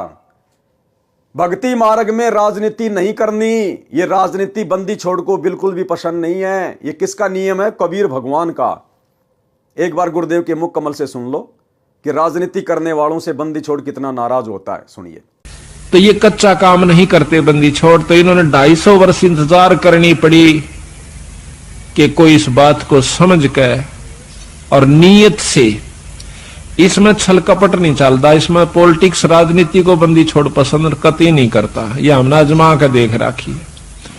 अगर मैं भी कसूर करूंगा तो मेरा वो दोनों बात से अपनी छतरी अपनी छाया हटा लेगा ऊपर ते, और भाई ने वाह बात से घर ते बाहर लकड़ते पाला पड़े से कर्म का जाडा लगेगा, सर्दी लगेगी। इसी प्रकार सतगुरु अपनी छत्र छाया में अपने बच्चे ने छाती का ला कर रखे। जिस प्रकार छोटे से बच्चे ने माता पिता और दादा गुदड़े में लको कर रखा करे अकेले इसके सर्दी ना लग जा, तो न्यू हमारे को बंदी छोड़ जब उसकी शरण में आ जाते हैं इस प्रकार रखे से। पर हमारी कुमत जो से थोड़ी को ना चौथे युग में आ गया, इकट्ठी होती होती आ रही से। महाराज के युगन युगन की वासना हुई इकट्ठी आन, निर्मल क्यों कर होगा, कोई संत लगा नहीं कान। तो बात यही हमारा कहने का तात्पर्य है कि जो 40 साल से वहां पर पापड़ बेल रहे थे, उनकी करनी में अंतर था। उनकी कथनी कुछ और करनी कुछ रही। यहां पर कथनी थोड़ी हो, करनी अधिक हो, जो परमात्मा बंदी छोड़ प्रसन्न होते हैं। इन सारा बेरा हम सोच क्या रहे हैं और करांगे क्या, हम इस तक के छुपा सकते हैं। जीता दास गीसा पंथ के अंदर गीसा संत का एक परम शिष्य हुआ है। वो कहते हैं अपने गुरु को परमात्मा स्वरूप समझ कर चले, तो वो कहते हैं कि मेरे पर्दे के महरमी पिया जी, अपने गुरु को कहते हैं, और आपसे कहां लको लो जिया जी, पर्दे तक के आप मेरे जानने वाले हो, ई बाप तो मैं के छुपा सकता हूं मालिक। तो इस प्रकार हमारा भाव बना रहे कि हम ईश्वर से कुछ नहीं छुपा सकते, वो सारी जानते हैं। तो सतगुरु रामपाल जी को ये राजनीति ना करने का, राजनेताओं के तलवे ना चाटने का, फालतू में राजनेताओं का समर्थन ना करने का ये आदेश किसने दिया? ये नियम किसने बना के दिया? कबीर भगवान ने। उसके बाद गुरुजी ने हमारे को दिया। तो नियम किसका हुआ? भगवान का। और भगवान क्या कह रहा है? परंतु मेरे भगत यानी संत को मर्यादा का ध्यान रखना अनिवार्य है। अब यदि हिसार जेल से सतगुरु रामपाल जी ने ही 2019 में कांग्रेस के तलवे चाटने का और 2024 में नरेंद्र मोदी के यानी बीजेपी के तलवे चाटने का आदेश हिसार जेल से दिया है सतलोक आश्रम मैनेजमेंट हरियाणा को, तो फिर सतगुरु रामपाल जी ने तो कबीर जी की मर्यादा तोड़ दी, और कबीर जी की मर्यादा तोड़ दी तो कबीर जी का जो कनेक्शन है संत रामपाल जी से हट गया, कट गया। फिर संत रामपाल जी भक्तों को कैसे लाभ दे देंगे? तो भाई और बहनों, हम तो कभी सौपन में भी नहीं सोच सकते ये बात है कि हमारे गुरुदेव भगवान इस प्रकार के घटिया आदेश अपने बच्चों को देंगे। तो ये आदेश कौन दे रहा है? गंदी राजनीति का, स्टेडियम बनवाने का। क्योंकि कबीर भगवान का क्या नियम है कि भक्तों ने तो वीडियो गेम भी नहीं खेलना, भक्तों ने ताश भी नहीं खेलना। फिर सतगुरु रामपाल जी अपने कबीर भगवान के द्वारा दिए गए नियमों को संगत से कैसे तुड़वाएंगे? स्टेडियम बनवा के, आश्रम में हॉस्पिटल खुलवा के, गुंडों की सीबीआई जांच करवा के, जाट आरक्षण में भक्तों को बैठा के, जगत वालों की धर्मशाला में करोड़ों रुपया भक्तों का बर्बाद करवा के। तो अब आप लोगों को समझ में आ जाना चाहिए कि भक्ति नियम क्या है, और गुरुजी के नाम की आड़ में भोली भाली संगत से ये कर्म फुड़वाने वाला काम बीच में कौन कर रहा है? काल प्रेरणा से गुरुजी का परिवार, गुरुजी के बेटा बेटी, भाई बंधु रिश्तेदार, आपके कोऑर्डिनेटर। क्योंकि ये गुरुदेव भगवान के कर कमल से लिखे गए लेख हैं। क्या कह रहे हैं गुरुदेव? यानी वो कबीर परमात्मा फिर क्या कह रहा है? परंतु मेरे भगत यानी संत को मर्यादा का ध्यान रखना अनिवार्य है। किसके लिए कह रहे हैं? अपने द्वारा भेजे गए संत के लिए, कि उसको भी मर्यादाओं का ध्यान रखना अनिवार्य है। तो बताओ भाई साहब, फिर ये परम संत कैसे अपने भगवान की मर्यादा तुड़वाएगा हम भक्तों को इस प्रकार के आदेश देके? तो आदेश कौन दे रहा है वर्तमान में इनके नाम की आड़ में? ये कलयुगी काल प्रेरित गुरुदेव का परिवार। संत भली बुरी यानी राग द्वेष के आधार पर लाभ हानि नहीं करते। अब बताओ, गुरुजी की 2019 में भाई बीजेपी वालों से क्या दुश्मनी थी? क्योंकि यहां तो परमात्मा कहते हैं कि जो मेरा तत्वदर्शी संत होता है वो किसी से राग द्वेष के आधार पर उनके साथ में छल कपट नहीं करता। तो बताओ फिर सतगुरु रामपाल जी की 2019 में बीजेपी वालों के साथ में क्या अनबन थी, क्या राग द्वेष ईर्ष्या थी, जो सतगुरु रामपाल जी ने 2019 में कांग्रेस का समर्थन करने का आदेश दे दिया होगा? और वर्तमान 2024 में कांग्रेस वालों से क्या अनबन हो गई, क्या राग द्वेष ईर्ष्या मन में आ गई, जो वर्तमान में नरेंद्र मोदी के तलवे चाटने के आदेश संगत को दे दिए? तो परमात्मा तो कह रहे हैं कि मेरा जो भेजा हुआ संत होगा वो राग द्वेष के आधार पर किसी के साथ में कुछ भी छलबल नहीं करेगा। तो बताओ फिर ये घटिया राजनीति के आदेश कौन दे रहा है वर्तमान में? भैया, काल और दयाल दोनों एक्टिव हैं, सूक्ष्म रूप में दोनों अपना खेल खेल रहे हैं। काल सतलोक आश्रम मैनेजमेंट हरियाणा के अंदर घुसा हुआ है, और सतगुरु सत्य प्रेरणा करके अपने सतसेवक बच्चों के माध्यम से संदेश से दिलवा रहे हैं। संत भली बुरी यानी राग द्वेष के आधार पर लाभ हानि नहीं करते। यदि संत किसी को द्वेष के कारण श्राप देते हैं या सिद्धि से हानि करते हैं तो उसके जिम्मेदार वे स्वयं होंगे। और भाई, हमारे गुरुदेव भगवान कैसे ऐसी गलती कर सकते हैं? जैसे ऋषि दुर्वासा भी परमात्मा के भगत थे, उस समय संत को ऋषि कहा जाता था। ऋषि दुर्वासा ने द्वेषवश राजा अम्बरीश भगत के ऊपर सिद्धि से सुदर्शन चक्र छोड़ा। राजा अम्बरीश निर्दोष थे। सुदर्शन चक्र ने भगत अम्बरीश के चरण छुए तथा उल्टा फिरकर दुर्वासा को मारने के लिए चला। दुर्वासा भय मानकर सिद्धि से उड़कर भागा, इंद्र के लोक में गया, शिवजी व ब्रह्मा जी के लोकों में गया, परंतु किसी ने शरण नहीं दी। भगत अम्बरीश विष्णु जी का उपासक था, जिस कारण शर्म के मारे दुर्वासा ऋषि श्री विष्णु जी के पास जाना नहीं चाहता था। उस समय श्री विष्णु जी शेषैया यानी शेष नाग के ऊपर लगे बिस्तर पर अपनी पत्नी लक्ष्मी जी के साथ विश्राम कर रहे थे। परमात्मा कबीर जी ने, कौन परमात्मा कबीर जी? सतगुरु रामपाल जी भगवान ने, परमात्मा कबीर जी ने श्री विष्णु जी का रूप धारण किया और 88,000 ऋषियों तथा 33 करोड़ देवताओं की सभा बुलाई। एक क्षण में परमात्मा ने अलग से विष्णुपुरी रच दी, विष्णुपुरी, और 33 करोड़ देवी देवता 88,000 ऋषि बैठा दिए अपने सामने एक सेकंड में। परमात्मा कबीर जी ने श्री विष्णु जी का रूप धारण किया और 88,000 ऋषियों तथा 33 करोड़ देवताओं की सभा बुलाई। स्वर्ग में यह कार्य सिद्धि शक्ति से, मानसिक प्रेरणा से होता है। जैसे वर्तमान में मोबाइल फोन से सेकंडों में सूचित किया जाता है, वीडियो कॉन्फ्रेंस से भी सब वार्ता की जाती है। देवताओं की टेक्निक पृथ्वी लोक से लाख गुना अधिक कारगर है। दास आप सभी भाई बहनों को पहले से ही बोलता आ रहा है वीडियो में कि देवताओं की जो विज्ञान है इस पृथ्वी लोक की विज्ञान से लाखों गुना उत्तम है। और इन देवताओं की विज्ञान से सतलोक की विज्ञान अनंत करोड़ गुना उत्तम है। तो सोचिए सतलोक में क्या टेक्निक होगी। सबके सामने परमात्मा ने ऋषि दुर्वासा को धमकाया कि भक्ति की मर्यादा में रहो, अमरीश भगत से क्षमा मांगो, वे ही आपकी जान बचा सकते हैं। दुर्वासा मरता क्या न करता, भगत अमरीश के दरबार में गए, चरण पकड़कर जीवन की रक्षा मांगी, तब जान बची। संत गरीबदास जी ने बताया है कि कबीर परमात्मा के भगत परमात्मा का कबीर कुल है। अब देखो भाई और बहनों, इस लाइन का बताओ आप क्या अर्थ निकालोगे, इस लाइन का आप क्या अर्थ निकालोगे? अगर कोई अर्थ निकलता है तो आप मुझे बताओ क्या है।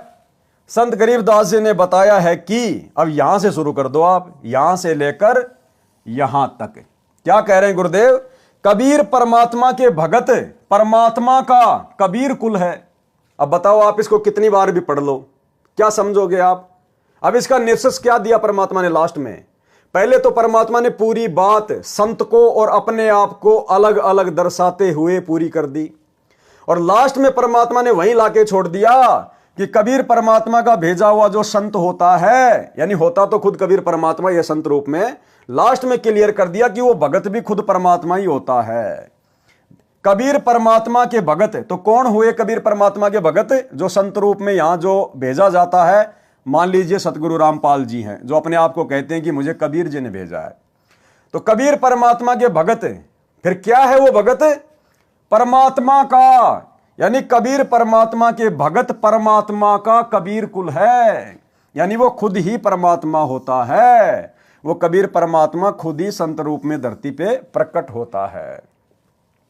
परमात्मा कबीर जी ने कहा है कि मेरा वंश कबीर कुल कभी किसी को स्वार्थ व ईर्ष्यावश कष्ट नहीं देता। पारक के अंक की वाणी नंबर 200 से 202। गरीब संख जीव परलोक रे, संखों उत्पत्ति ख्याल, ऐसे सुमरत संत हैं एक खिसे नहीं बाल। गरीब गर्ज इंद्र अनंत दल, बो विधि बरस्या होए, संख जीव परलोक रे, संखों उत्पत्ति जोए। गरीब इच्छा कर मारे नहीं, बिन इच्छा मर जाए, निकामी निज संत हैं जहां नहीं पाप लगाए। सरलार्थ, इंद्र की पदवी दो विधि से मिलती है, एक तो तप करने से, दूसरी धर्म यज्ञ करने से। ये तप तथा धर्म यज्ञ संत स्वभाव के जीव करते हैं। जैसे इंद्र संत है, वह पृथ्वी के ऊपर वर्षा करते हैं, उसमें शंखों जीव बह जाते हैं, मर जाते हैं और शंखों की उत्पत्ति होती है। इसमें इंद्र का दोष नहीं है, परंतु विधान अनुसार बिना संत उपदेशी को पाप तथा पुण्य दोनों मिलते हैं। इंद्र पाप का भागी भी बनता है और पुण्य का भागी भी बनता है। क्यों? क्योंकि उसको पूर्ण संत से उपदेश प्राप्त नहीं है, जिस कारण से इंद्र मृत्यु के उपरांत गधा बनता है। पुण्य स्वर्ग का राजा बनकर नष्ट कर देता है। जो सतगुरु कबीर जी के उपासक हैं, उनके लिए वाणी 202 में कहा है कि इच्छा कर मारे नहीं, बिन इच्छा मर जाए। वे निष्काम कर्म करने वाले संत होते हैं, उनको पाप नहीं लगता, क्योंकि सतगुरु की शरण में आने के बाद हमें ज्ञान हो जाता है और हम अपनी तरफ से किसी का बुरा नहीं करना चाहेंगे। हम जानबूझकर किसी को मारना नहीं चाहेंगे, किसी को हानि नहीं करना चाहेंगे, और हमारी इच्छा ना होते हुए यदि कोई हानि हो जाती है तो उसमें फिर वो दोष हमारे ऊपर नहीं होता, क्योंकि हम पूर्ण संत गुरु की शरण में हैं।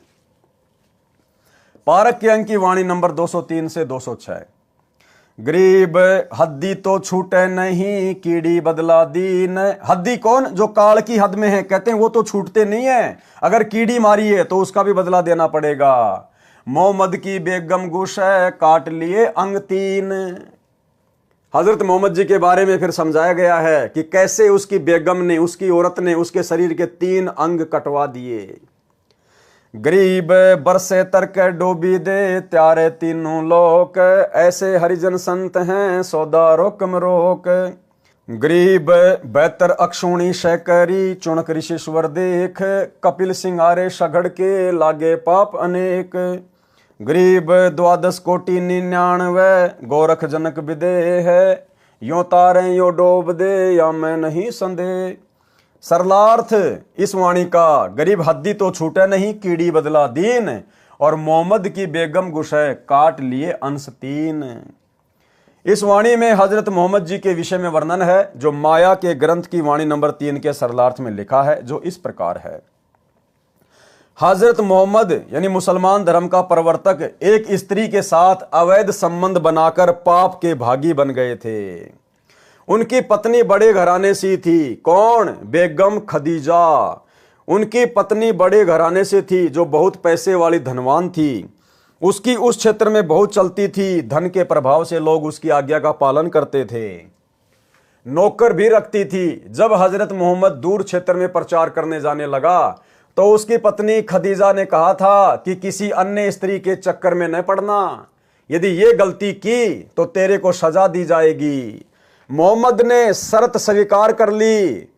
दूर स्थान पर मुसलमान धर्म का प्रचार करते समय आदि माया की प्रेरित सुंदर स्त्री जो विधवा थी, आदि माया के द्वारा प्रेरित सुंदर स्त्री। इसी प्रकार से जब हम त्रिकुटी पे जाएंगे तो वहां भी दुर्गा के द्वारा प्रेरित की गई जो 72 करोड़ उर्वशियां हैं वो हमें इसी प्रकार से ठगेंगी, हमारा आध्यात्मिक रूप से पतन करने का प्रयास करेंगी। तो जब हजरत मोहम्मद जी ज्ञान प्रचार करने के लिए दूर देश में गए तो वहां पर आदि माया की प्रेरित सुंदर स्त्री जो विधवा थी मोहम्मद के संपर्क में आई, मुसलमान बन गई। दोनों का अवैध संबंध भी हो गया। खदीजा को उसके नौकरों ने बताया तो खदीजा ने मोहम्मद को बुलाकर सजा दिलाई। क्या सजा दिलाई? मोहम्मद का लिंग, आगे से मूछें तथा सिर की चोटी कटवाने का आदेश नौकरों को दिया। ये वर्तमान में मुसलमान धर्म में जो परंपरा पड़ी हुई है सुन्नत करने की, मूछें छोटी छोटी रखने की और सर पर टोपी पहनने की, यहां से शुरुआत हुई है इन 3 चीजों की जो इन्होंने अपने धर्म का प्रतीक बना लिया। क्या था वो कारण? हजरत मोहम्मद दूर देश में मुस्लिम धर्म का प्रचार करने के लिए गए हुए थे और खदीजा ने पहले कह दिया था कि किसी दूसरी स्त्री के संपर्क में मत आ जाना वरना सजा मिलेगी।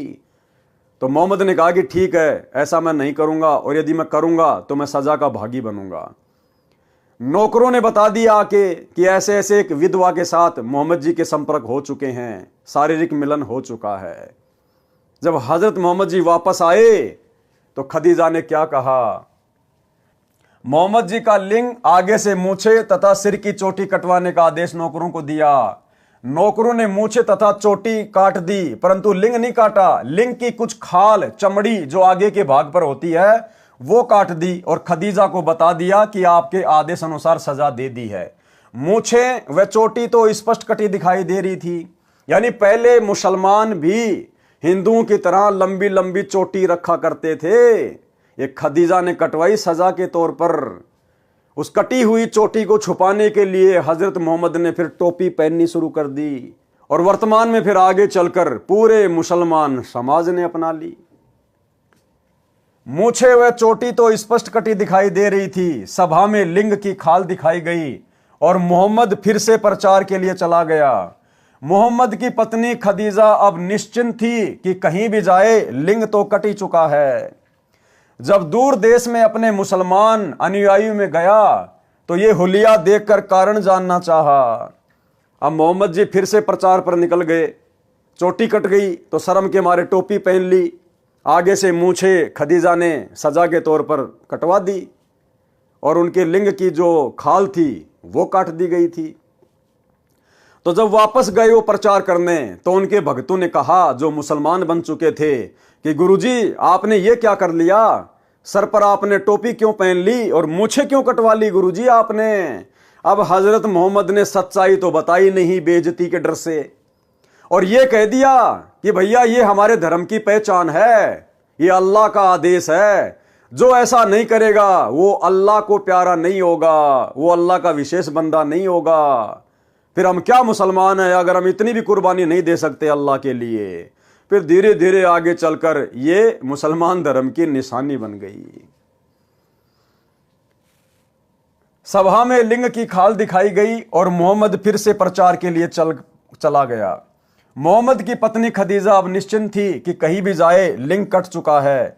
जब दूर देश में अपने मुसलमान अनुयायियों में गया तो ये हुलिया देखकर कारण जानना चाहा, तो मोहम्मद ने बताया कि हमने अपने धर्म की अलग पहचान बनानी है। जो सच्चा मुसलमान होगा वह तो अल्लाह के लिए ये 3 वस्तु तो क्या सिर भी कटा लेगा, जो नकली होगा वह ऐसा नहीं कर सकेगा। अब आपने देखना है कि अल्लाह का आदेश मानना है या नहीं।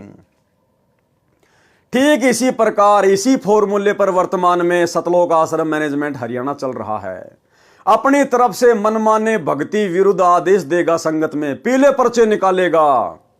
गुरुजी का आदेश है कांग्रेस को वोट देना है, गुरुजी का आदेश है बीजेपी का वोट देना है, गुरुजी का आदेश है स्टेडियम बनाना है, जाटों का भवन बनवाना है, गुंडों की सीबीआई जांच करनी है, जाट आरक्षण का समर्थन करना है, अन्य प्रकार की बकवादें।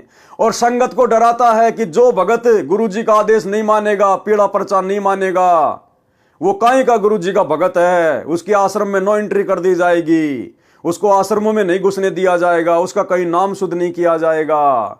ये तो गुरुजी की लीला है भाई। जो गुरु वचन पे डट गए कट गए फंद 84 के। अगर हम गुरुजी के इन वचनों को नहीं मानेंगे, इन आदेशों को नहीं मानेंगे, हम काहे के भगत हैं।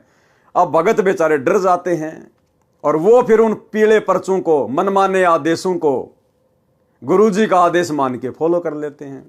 तो इसी प्रकार से हजरत मोहम्मद ने भी अपने भक्तों के बीच में अल्लाह का डर बैठा दिया, जैसे आश्रम वाले पीले पर्चे दिखा के गुरुजी का डर बैठा रहे हैं कि तुम काहे के मुसलमान हो। सच्चा मुसलमान तो अल्लाह के लिए अपनी गर्दन भी कटवा लेगा। फिर चोटी कटवाना, मूंछ कटवाना और सुन्नत करवाना कौन सी बड़ी बात है।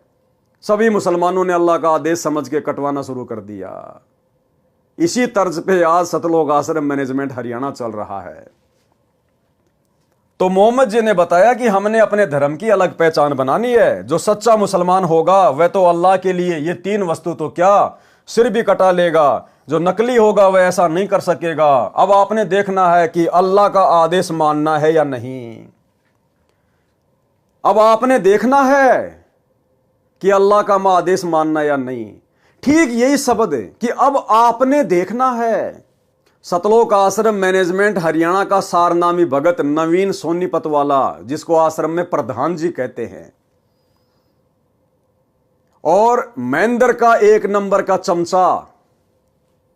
और जब परमात्मा ने 7 संगतियां शुरू करवाई, संगत को ज्ञान आधार से धीरे धीरे समझवाना शुरू किया, तो इनको खलबली मच गई।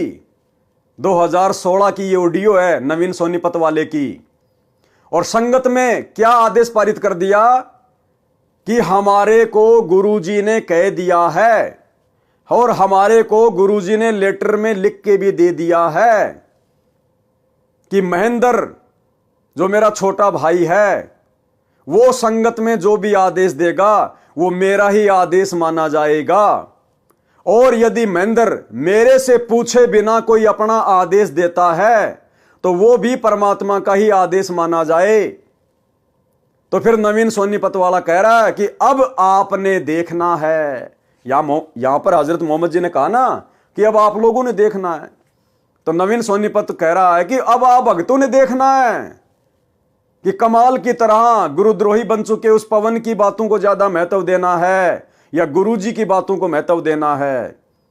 हमारे लिए महेंद्र जी का आदेश गुरुजी का आदेश है, और महेंद्र जी गुरुजी से पूछे बिना भी आदेश दें तो भी हमने गुरुजी का यह आदेश मानना है। अब हमने और क्या चाहिए, यानी बाढ़ में जाओ गुरुजी, बाढ़ में जाओ ये ज्ञान है, बाढ़ में जाओ सत्संग, बस महेंद्र जो बोल देगा वो हमारे लिए फाइनल है। यह है सतलोक आश्रम मैनेजमेंट हरियाणा के परम भक्तों का तत्व ज्ञान, सारनामी भक्तों का तत्व ज्ञान। ये नवीन सोनीपत वाला जो सभी स्टेट कोऑर्डिनेटर के ऊपर है, सभी को यह आदेश पारित करता है महेंद्र के कहने से, इनका यह हाल है। पहले ये छोटी सी ऑडियो सुन लो उसकी, सुनिए जी। आप जो कह रहे हो ठीक है, लेकिन सारी संगत के लिए गुरुदेव जी ने आदेश दे रखा है कि भाई मोहनलाल जी की बात मान करके चलें, और मोहनलाल जी की बात मानना हमारे लिए गुरुदेव जी का आदेश है। उसकी बात का खंडन करना गुरुजियों के आदेश का खंडन करना है। और पवन जयपुर वाले जी मोहनलाल जी के खिलाफ मैसेज डालते जाने लग रहे हैं, जो कि गुरु मर्यादा का उल्लंघन है। अब आप लोगों ने गुरु मर्यादा को ज़्यादा रखना है या कमाल की तरह एक दूसरे भगत के ऊपर आश्रित ज़्यादा होना है, यो फैसला अब आप लोगों के हाथ में है। देख लो अब आप क्या करोगे। हमारे को गुरुजियों ने कह दिया भाई मोहनलाल जी की मान के चलो, मोहनलाल जी जो कहें हमारे लिए वो फाइनल है। और ये गुरुजियों ने लिखित में भी दे दिया था, लिखित में भी दे रखा है कि भाई मेरे आदेश को अगर मोहनलाल जी बदल दें तो भी वो मान्य होगा, और मेरे कहे बिना या मेरे से पूछे बिना मोहनलाल जी अगर कोई आदेश दें तो भी वो मान्य होगा। तो इससे ज़्यादा और क्या चाहिए अब हमारे को। गुरुजियों ने कह दिया भाई मोहनलाल जी हैं, फाइनल अथॉरिटी है। तो भाई और बहनों अब बताओ आप, वो तो बड़ा खुश हो रहा है कि अब हमें और क्या चाहिए। भाई महेंद्र हमारा गुरु बन गया, गुरुजी से पूछे बिना भी आदेश दे सकता है, बस अब हमें और क्या चाहिए। तो यह है भाई और बहनों मनमाना आचरण है। अब महेंद्र तो कल को संगत को लैट्रिन खाने का आदेश देगा, देखते हैं देखे कितने खाएंगे, देखते हैं कितने खाएंगे। यह ज्ञान आधार की भक्ति है, देखा देखी की भक्ति नहीं है। बाढ़ में जाए महेंद्र, हमने अपने गुरुजी को देख के चलना है। हम महेंद्र के सत्संग सुन के नहीं जुड़े, हमारा मोक्ष महेंद्र नहीं करेगा जो हम उस महेंद्र के आदेश मानने के लिए बाध्य हैं। हम अपने गुरुदेव के आदेश मानने के लिए बाध्य हैं, किसी और के नहीं। तो क्या कहा हजरत मोहम्मद ने, वह तो अल्लाह के लिए ये तीन वस्तु तो क्या सिर कटा लेगा, जो नकली होगा वह ऐसा नहीं कर सकेगा। अब आपने देखना है कि अल्लाह का आदेश मानना है या नहीं। तो नवीन सोनीपत वाला भी यह कह रहा कि अब आप भगतों ने देखना है कि उस पवन दास की बात माननी है या महेंद्र जी वाले आदेश मानने हैं। अब बेचारे भगत तो श्रद्धालु होते हैं, श्रद्धालु कुर्बान होते हैं। सब आदमियों ने आगे से मूछें, सिर की चोटी कटवा ली तथा लिंग के आगे से खाल भी कटवा दी, जिससे सुन्नत कहते हैं। फिर तो ये धर्म चिन्ह ही बन गया, छोटी आयु के लड़कों की सुन्नत की परंपरा पड़ गई। अब परमात्मा कहते हैं चलो भाई तुमने सुन्नत करके लड़के को तो मुसलमान बना दिया, लड़की को कैसे मुसलमान बनाओगे। अब मुसलमान धर्म में जो औरतें हैं वो तो मुसलमान है ही नहीं, क्योंकि लड़के की तो आपने सुन्नत कर दी पैदा होते ही, लड़की की कहां से सुन्नत करोगे। ना लड़की के मूछे होती हैं। अब बताओ, ना मुसलमान धर्म में लड़कियां टोपी पहनती हैं, तो मुसलमान धर्म में औरतें तो मुसलमान है ही नहीं फिर। तो ये भी इन सब की भ्रमणा है, ये मनमाना आचरण है। जो हद्दी यानी काल की हद तक की साधना करते हैं उनको तो सब पाप पुण्य भोगने पड़ते हैं। कीड़ी भी मार देते हैं तो उनका भी बदला देना पड़ता है। जैसे बारिश में असंख्यों जीव डूब दिए, नष्ट कर दिए, बारिश से असंख्यों उत्पन्न हो गए, असंख्यों को भोजन मिला, यो तारे यानी कल्याण कर देते हैं। ऐसे परमात्मा भक्तजन संत हैं। सौदा रोकम रोक यानी नगदा नगदी है, अर्थात जैसा कर्म करते हैं वैसा फल हाथों हाथ मिलता है। ऋषि चुनक ने मानधाता चक्रवर्ती राजा की बेहतर अक्षौणी सेना को सिद्धि शक्ति से निर्मित 4 पुतलियों यानी परमाणु बम जैसी घातक शक्ति से नष्ट कर दिया था, तथा कपिल मुनि ने राजा सगड़ के 60,000 पुत्रों को सिद्धि से अग्नि बाणों से मार डाला। उनको अनेकों पाप लगे। राजा जनक विदेही 12 करोड़ जीव आत्माओं को नरक से छुड़वाकर स्वर्ग ले गए। राजा जनक के पुण्य कम हुए, पुनर्जन्म श्री नानक जी के रूप में हुआ। गोरखनाथ जी ने 99 करोड़ राजाओं को ज्ञान सुनाकर राज छुड़वाकर भक्ति पर लगाया। गोरखनाथ ने 99 करोड़ राजाओं के राज छुड़वाकर, जैसे गोपीचंद भर्तरी का, ऐसे 99 करोड़ राजाओं के सतयुग से लेकर वर्तमान तक 99 करोड़ राजाओं के राज छुड़वाए। क्योंकि इनमें सिद्धियां होती हैं, ये हर युग में अपना चोला धारण कर लेते हैं। तो 99 करोड़ तो राजाओं को राज छुड़वाकर भक्ति पे लगाया, बाकी आम प्राणी और कितने होंगे। लेकिन देखो भाई और बहनों, ना मोक्ष उस गोरखनाथ का, ना उन राजाओं का। तो आप और हमारा कितना बड़ा सौभाग्य है, हमारा तो तुरंत मोक्ष। गोरखनाथ ने 99 करोड़ राजाओं को ज्ञान सुनाकर राज छुड़वाकर भक्ति पर लगाया था। अब ये बहुत सारे भगत भाई बहन 100-200 ज्ञान गंगा बांट के 2-4 भक्तों को नाम दिलवाकर अपने आप को पता नहीं क्या समझ लेते हैं।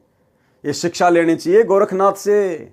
99 करोड़ तो राजाओं को, आप लोग किसी एक एमएलए को तो नाम दिलवा दो आज। अरे राजा यानी प्रधानमंत्री, राजा की तो छोड़ दो आप अपने गांव के सरपंच को तो नाम दीक्षा दिलवा दो और छुड़वा दो उससे सारे कर्म। असंभव। फिर किस बात का घमंड, किस बात का अहंकार अपने ज्ञान प्रचारक होने का। गोरखनाथ ने 99 करोड़ तो राजाओं को भक्ति पे लगाया था, परंतु मुक्ति दोनों की नहीं हुई, न गोरखनाथ की न राजाओं की। परमात्मा कबीर जी के शरण में श्री नानक जी आए, तब मोक्ष हुआ, तथा गोरखनाथ को भी सतगुरु कबीर जी मिले, उनको सतनाम दिया, वह भी मुक्त नहीं हुए हैं, क्योंकि उनसे सिद्धि से हुई प्रसिद्धि का आनंद छूटा नहीं। सारना मिला नहीं, गोरखनाथ का फिर जन्म होगा, ब्रह्मचारी रहेगा, सतयुग में 1 लाख वर्ष तक दिल्ली का राज करेगा, फिर सन्यास लेगा। तो भाई गोरखनाथ ज्यादा बड़ा या आप और हम ज्यादा बड़े? परमात्मा की शरण में आने के बाद भी, इतना सिद्धि युक्त होने के बावजूद भी गोरखनाथ का भी इस कलयुग की पिछली पीढ़ी में मोक्ष नहीं है। अभी तो वो सतयुग में जन्म लेगा, उसके बाद दिल्ली का राज करेगा 1 लाख वर्ष तक, क्योंकि सतयुग में 70-80 लाख वर्ष तक इंसान की आयु होती है। 1 लाख साल दिल्ली का राज करेगा, फिर बीच में उसको वैराग्य उत्पन्न हो जाएगा, राजपाट को छोड़ के फिर जंगल में चला जाएगा। तो गोरखनाथ बड़ा या आप और हम? इसलिए परमात्मा कहते हैं, गोरख से ज्ञानी घणे, सुखदेव जति जहान, और सीता सी बहुत भारिया, भाई संत दूर स्थान। इस सतगुरु की शरण मिलना अति दुर्लभ है, जो आज आप और हमें प्राप्त हो गई है। तो गोरखनाथ जैसे तो आप और हमारे आसपास भी नहीं हैं? और हम 2 कोड़ी के राजनेताओं की रैलियों में उनके तलवे चाटते हैं, 2 कोड़ी के राजनेताओं का समर्थन करने के लिए उसकी रैलियों में जाते हैं। तो हम भगत कहां समझ पाए अपने आप को, कहां हम अपने सतगुरु को और उनकी भक्ति को समझ पाए? परंतु भक्ति कलयुग के इस समय में ही होगी, यदि पूर्ण सतगुरु मिल गया तो, अन्यथा फिर किसी अन्य जन्म में परमात्मा कबीर जी की विशेष कृपा से ही मोक्ष मिलेगा। ऐसे तारने के उद्देश्य से भक्ति पर लगा देते हैं, समाधान पूर्ण न मिलने से सब काल जाल में ही रह जाते हैं, यह डोब देते हैं यानी नष्ट कर देते हैं। दुर्भिक्ष अर्थात अकाल का प्रकरण है। तो भाई और बहनों, आज के वीडियो में हम केवल इतना ही लेंगे, और प्रत्येक वीडियो में हमें गुरुदेव भगवान के आशीर्वाद से बहुत कुछ अध्यात्म के विषय में जानने समझने को सीखने को मिल रहा है। और हम भाई बहन अपने गुरुदेव से प्रार्थना करके कोशिश करें कि हम गुरुदेव के कर कमल से लिखित इन पुस्तकों में जो शिक्षाएं हैं, क्योंकि भाई और बहनों ये आप और हमारा फाइनल रिवीजन चल रहा है। फाइनल रिवीजन, जैसे परीक्षा से पहले टीचर बच्चों को रिवीजन करवाता है, इसी प्रकार से परमात्मा अपने सत्सेवक बच्चों के माध्यम से ये फाइनल रिवीजन करवा रहे हैं कि अभी तक यदि हमने गुरु को नहीं समझा कोई बात नहीं, मर्यादाओं में हेराफेरी कर दी कोई बात नहीं, लेकिन अब हमने हर प्रकार से मर्यादित होकर गुरु को इष्ट मानकर और एकमात्र टारगेट मोक्ष को लेकर भक्ति मार्ग पर चलना होगा। अब यदि हमने गफलत कर दी तो भाई युग परिवर्तन का समय बहुत निकट है, दिन प्रतिदिन दुनिया मौत की तरफ बढ़ रही है। उस समय परमात्मा फिर अमर्यादित भक्तों की रक्षा नहीं करेगा। हाँ, यदि उनकी भक्ति से, उनके पुण्यों के कारण, उनकी संचित पुण्य कर्मों की बैटरी के कारण यदि उनकी रक्षा होती है तो होती है, अन्यथा सतगुरु अपनी तरफ से उस समय किसी की कोई सहायता नहीं करेगा। जैसा हमने गुरु की गैर हाजिरी में 2014 बरवाला कांड के बाद जैसा हमने भक्ति मार्ग पर बीज बोया है और जैसी हमने उसकी रखवाली करी है यानी मर्यादा निभाई है, उसी आधार से भाई फल प्राप्त होगा। तो ये फाइनल रिवीजन चल रहा है। सत्सेवक भाई बहन किसी भी प्रकार की गफलत करने की अपने दिलो दिमाग से निकाल दें, नहीं तो परमात्मा फिर ऐसी जगह बैठा देगा असंख्य युगों तक हम इनके दर्शन भी नहीं कर पाएंगे। तो भाई और बहनों, बहुत सोचकर समझकर संभलकर हमने भक्ति मार्ग पर एक एक कदम फूक फूक के रखना है। ये हमारा अंतिम जन्म होना चाहिए, अंतिम जन्म। दोबारा जन्म लेने की हम शौपन में भी ना सोचें, तब गुरुदेव भगवान दया बख्शेंगे। और यह तभी संभव है जब हमें आत्म कल्याण की तड़फ होगी, चिंता बनेगी, और चिंता बनेगी ज्ञान से, और ज्ञान हृदय में टिकेगा मर्यादा से, और मर्यादा निभाई जाएगी भय से, और भय बनेगा गुरु जी के ज्ञान से। गोल गोल चक्कर है।